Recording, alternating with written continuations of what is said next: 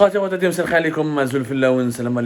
que vous allez bien, j'espère que vous portez bien. Nous sommes toujours le vendredi 4 novembre 2022 et nous allons explorer dans cette troisième émission consécutive consacrée au secret, au scandale secret de la diplomatie algérienne, à la face cachée de la diplomatie algérienne.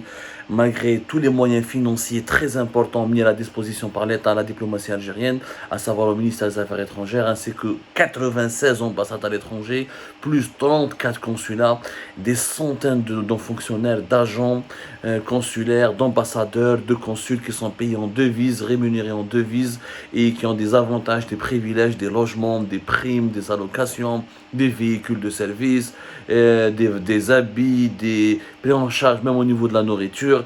Malgré tous les budgets importants consacrés par l'Algérie à sa diplomatie, notre pays ne cesse d'avoir une crise au niveau de son influence. Nous n'avons jamais pu retrouver notre influence, celle que nous avions lors des années 70 et 80, lorsque l'Algérie était parmi les pays leaders des mouvements non alignés ou des pays émancipés de la rive sud de la planète, ou là au début des années 2000, durant la première décennie de Abdelaziz Bouteflika, lorsque l'Algérie, avec l'Afrique du Sud, le Nigeria, le Venezuela, l'Indonésie étaient parmi les pays leaders du tiers-monde qui ont voulu participer à l'émergence d'un nouveau pôle face à l'Occident, face à la Chine, face à la Russie, l'initiative du NEPAD, le renforcement de l'Union africaine, l'Algérie, les lettres de noblesse, encore une fois, la diplomatie algérienne a du mal à retrouver ces lettres de noblesse, pour plusieurs problèmes. Nous avons commencé à explorer tout cela. Nous n'avons pas cette influence que nous militons, malgré notre histoire, malgré notre importance sur la scène énergétique à travers le gaz naturel, malgré qu'on soit membre de l'OPEP grâce au pétrole. Notre culture algérienne, elle est ancestrale, elle est rayonnante. Nous avons un grand patrimoine culturel. Nous avons des paysages à couper le souffle. Nous sommes le pays le plus vaste de l'Afrique, avec un grand pays géographiquement le plus vaste. Nous avons une diversité culturelle, climatique. Nous avons énormément d'atouts humains qui auraient pu faire de notre pays l'un des plus influents du monde. Malgré cela, nous sommes en train de nous battre, où là on se retrouve distancé des fois sur pas mal de dossiers géopolitiques, ou là sur pas mal de dossiers sensibles sur la coopération internationale, distancés par des petits pays qui ont des moyens beaucoup plus limités et qui ont des superficies minuscules. La diplomatie algérienne, elle est malade à cause de quoi? De corruption, népotisme, favoritisme, tous les dysfonctionnements de notre diplomatie algérienne. Nous avons commencé à les explorer ensemble. Nous avons parlé tout à l'heure des recrutements infondés, mercantiles, du favoritisme, du bniamisme, du clanisme. Nous allons parler aujourd'hui d'un tabou qui est vraiment, mais qui fait trop mal à la diplomatie algérienne. On le retrouve dans tous les autres appareils de l'État, mais il fait encore plus mal lorsqu'il s'agit de la diplomatie, parce que la diplomatie, c'est la représentation des intérêts de l'Algérie, et la défense des intérêts de l'Algérie, la promotion de l'image et des intérêts de l'Algérie à l'étranger. On a le droit d'être faillible et défaillant au niveau intérieur, au niveau interne, sur le front interne et à l'intérieur du pays. Nous n'avons pas le droit de se montrer fragile, faible, décadent et défaillant au niveau externe, au niveau de nos relations internationales, parce que c'est la vitrine du pays. Et c'est très important d'avoir une belle vitrine pour pouvoir assurer la stabilité, pour pouvoir drainer des investisseurs, des touristes et protéger nos intérêts à l'international. Le régionalisme, le gros problème de la diplomatie algérienne est le régionalisme. Quand les nominations sont uniquement décidées sur des critères régionalistes, parce qu'il est originaire de mon patelin, de ma wilaya, parce qu'il est originaire de la même ethnie que moi, de la même tribu que moi. Le régionalisme, le tribalisme fait énormément mal. Un exemple concret. Mohamed Andar Daoud, l'ex-ambassadeur d'Algérie en France de 2020-2022. Gigli. Qu'est-ce qu'il fait? Dès qu'il prend le pouvoir, il place un certain Mokhtar Tera comme délégué permanent adjoint d'Algérie à l'UNESCO. Ou parce qu'il est gigelé comme lui.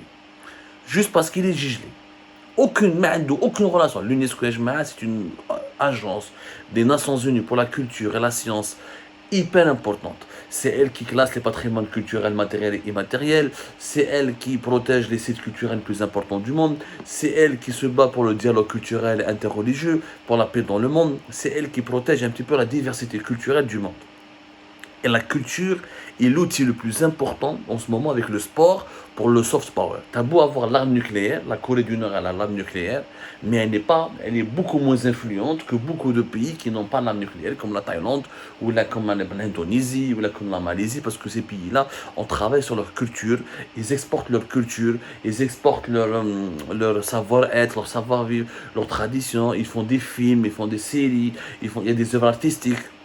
Très important la culture pour garantir le rayonnement d'un pays et pour garantir comment ce pays peut avoir suscité la sympathie auprès des étrangers pour les ramener vers lui, que ce soit, et cet attrait culturel, cette attractivité culturelle peut se traduire par des investissements économiques, par le tourisme, par le voyage le tourisme d'affaires, le voyage des affaires, et par ensuite donc une certaine empathie internationale pour ce pays-là qui lui permet de tirer bénéfice et d'en profiter pour son développement. حنا السيد راه جاب واحد جيجلي كيما باسكو جيجلي باسكو محمد عنتر داول جيجلي راه جاب مختار تيرا جيجلي هذه حكايه لا كونسيكونس سي كوا روحوا شوفوا في l'UNESCO comme le lobby marocain l'actuelle directrice de l'UNESCO Audrey Azoulay est elle-même d'origine marocaine, c'est une d'origine juive marocaine une berbère marocaine mais juive, Audrey Azoulay. Elle défend les intérêts du Maroc. Les Marocains ont pu placer, alors qu'elle était effectivement une femme politique française, etc., mais elle est d'origine marocaine. Les Marocains ont su comment la fidéliser, la draguer, la séduire, comment la mettre dans leur gène et dans leur poche. Et elle défend les intérêts du Maroc comme pas possible. Et l'Algérie, qu'est-ce qu'elle a gagné? Rien du tout. Je me dis, parce que Gigli, parce que la Gigli, l'UNESCO, le lobby marocain, il massacre, il écrase l'Algérie au niveau de l'UNESCO. Nous n'avons jamais su défendre notre rayonnement culturel. Plusieurs sites culturels importants en Algérie devraient être inscrits au patrimoine de l'humanité.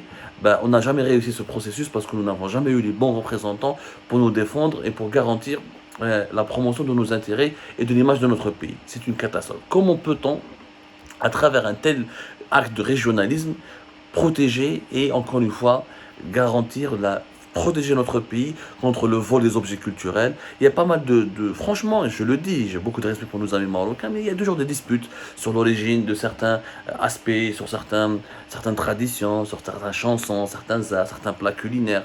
Souvent, les Marocains font tout pour que tout ce qui est maghrébin soit inscrit au niveau de l'UNESCO comme étant un patrimoine marocain, alors qu'il s'agit, et on avait le Zellige récemment.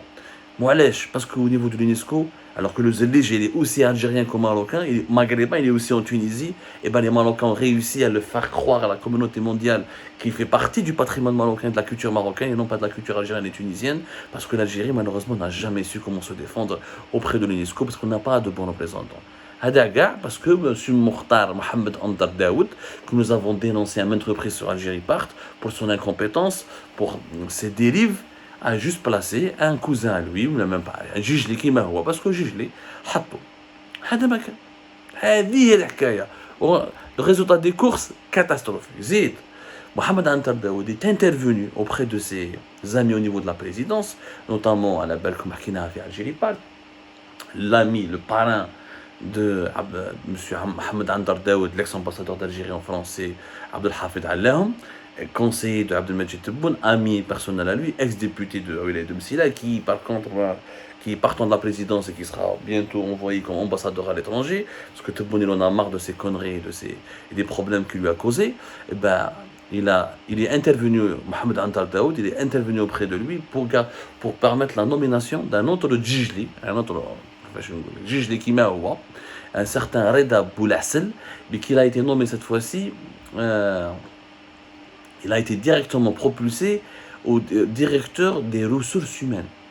Directeur des ressources humaines de l'administration du ministère des Affaires étrangères. Alors qu'il n'a ni mérite, ni compétence. Il est juste connu pour sa capacité de nuisance. Il fait les complots, il darbe mal rachi, etc. Il semait la zizanie. هذا ما كان حطوا وعلاش حطوا له son poste parce qu'il est Gigli comme Mohamed Andar Daoud qui est l'ami du conseiller et l'ami de Tebboune Abdelhafid Allahoum. Voilà comment ça marche l'Algérie. Comment voulez-vous qu'avec une diplomatie pareille on résiste au lobby marocain, au lobby qatari, au lobby israélien, ou qu'on puisse se mesurer aux grandes puissances pour protéger nos intérêts. Donc c'est des petits cas qui étaient comme عليهم. Régionalisme, je veux dire. جماعة الجيجل تخدم جماعة الجيجل، جماعة القبايل تخدم جماعة القبايل، جماعة التلمسان تخدم جماعة التلمسان، جماعة القسنطينة تخدم جماعة القسنطينة. Le régionalisme, c'est un sujet vraiment tabou. Il fait gravement, il fait des ravages au sein de l'administration algérienne. De l'armée jusqu'à la garde communale. C'est un problème très grave. Mais quand il est exporté à l'étranger et qu'il est mis sur le devant de la scène, tant au niveau d'une ambassade, comme l'ambassade d'Algérie à Paris, ou là au niveau d'une organisation internationale comme l'UNESCO, là, une honte. Parce que les étrangers ne sont pas cons. Les gens qui travaillent à l'UNESCO, ils se disent l'Algérie est un grand pays. C'est un pays connu, célèbre, pour ses atouts, pour son passé révolutionnaire, pour son passé, la diplomatie algérienne des années 70, des années 80, c'était comme une école, un cas d'école, une école de formation. Il y avait pas mal de diplomates qui étaient excellents, qui ont marqué leur époque. Les spécificités des combats pour le patrimoine culturel au niveau de l'UNESCO, des spécificités du travail de l'UNESCO, juste parce qu'il est gigelé comme l'ambassadeur d'Algérie à Paris, qui est l'ami du conseiller le plus proche du président de la République, d'accord علينا الناس. يضحكوا علينا. En fait, يبكوا علينا. Parce que l'Algérie ما تضحكش دوكا تبكي. Des dérives pareilles ما يضحكوش يبكوا. Jusqu'à quand cela va durer? Jusqu'à quand ce tabou du régionalisme sera... Un jour, il faudra le briser, ce tabou. On confie les postes pour les compétences, pas pour l'origine ethnique ou l'origine régionale ou l'origine sociale.